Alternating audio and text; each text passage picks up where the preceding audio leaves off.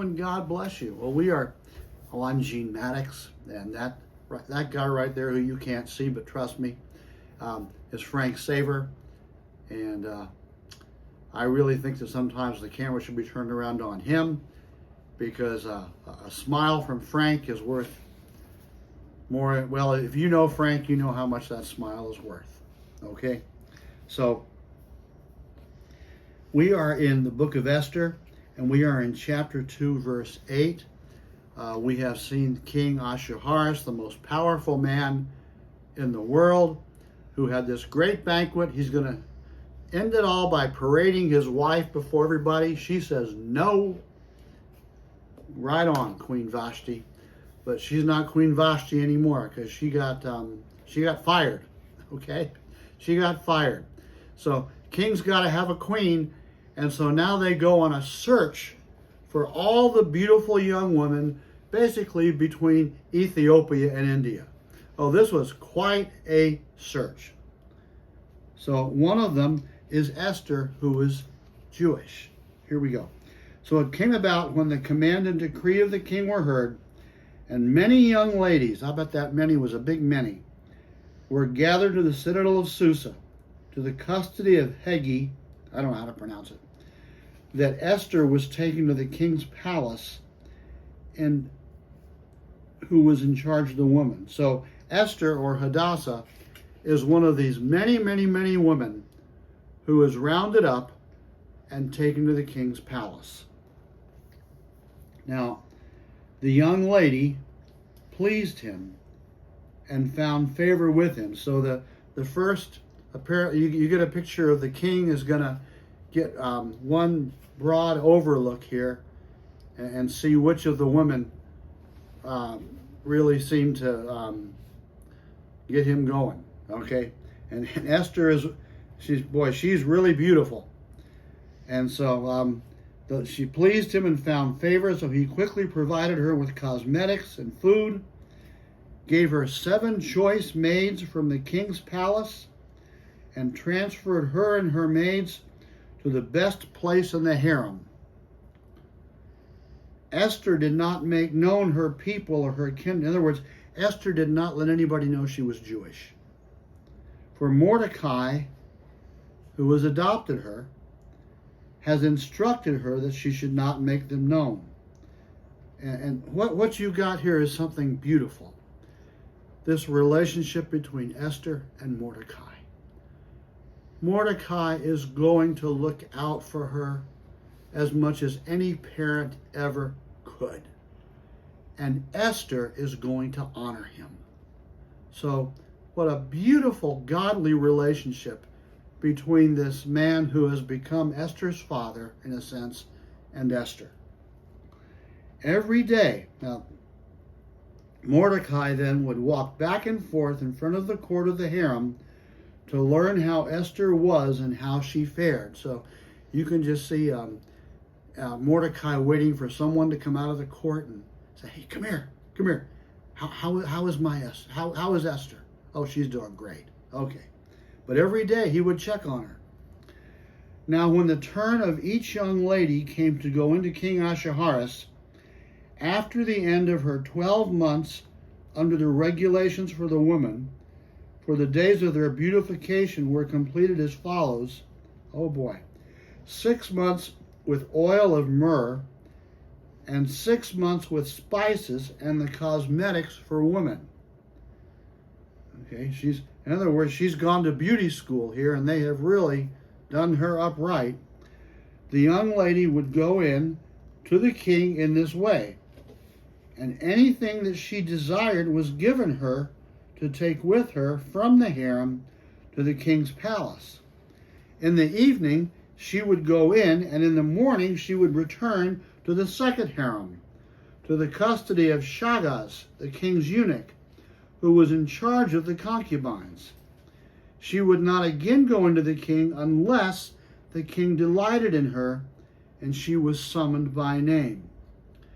Now, when the turn of Esther came, the daughter of Abihail, the uncle of Mordecai, who had taken her as his daughter, came to go into the king, Esther did not request anything except what Haggai, the king's eunuch who was in charge of the woman, advised. Smart decision.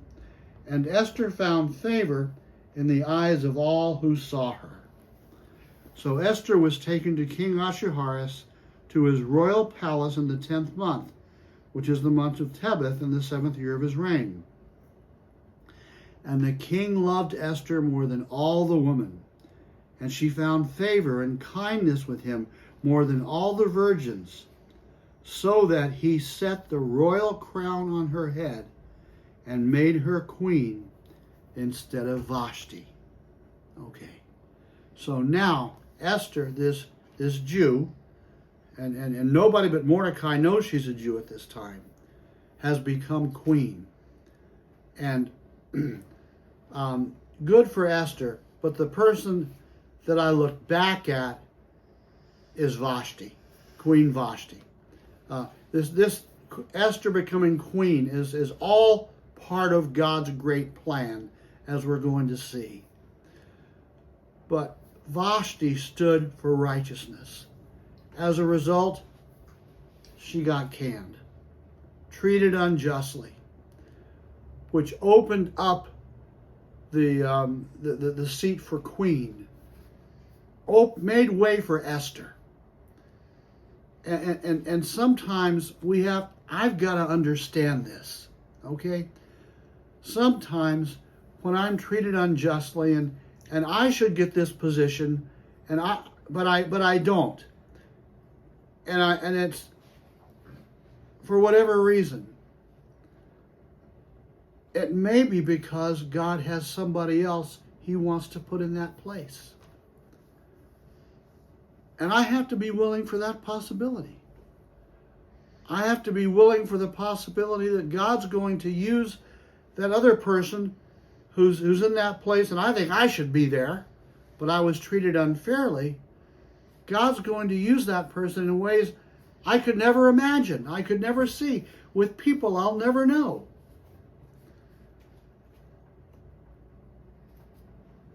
Thank the Lord for Queen Vashti and for her righteous stand.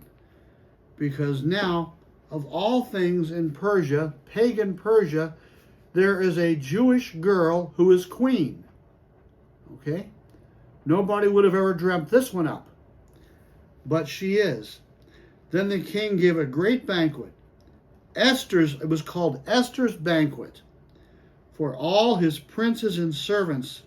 He also made a holiday for the provinces and gave gifts according to the king's bounty. When the virgins were gathered together the second time, then Mordecai was sitting at the king's gate. Esther had not yet made known her kindred or her people, that she was Jewish, even as Mordecai had commanded her. So Mordecai had said, don't let them know you're Jewish. For Esther did what Mordecai told her, as she had done when under his care. Again, Esther makes the choice to honor Mordecai, and it would have been so easy at this point. She's now queen. She's got so much, this young girl has got so much more power than Mordecai. She could have him swept away if she wanted to. She could say, now I'm in this position, I can do what I want, and hey, Mordecai, you helped me get here, but I'm here, and it's been nice knowing you, guy. Take a hike. But she doesn't do that. This is a godly young woman. And she honors Mordecai whether she's not the queen or whether she is the queen. And God honors this very much. Thanks be to God. Well, God bless you. Frank and I just want to tell you we love you. The Lord loves you more. Thank you for joining us on Esther's adventure. God bless you. Bye-bye.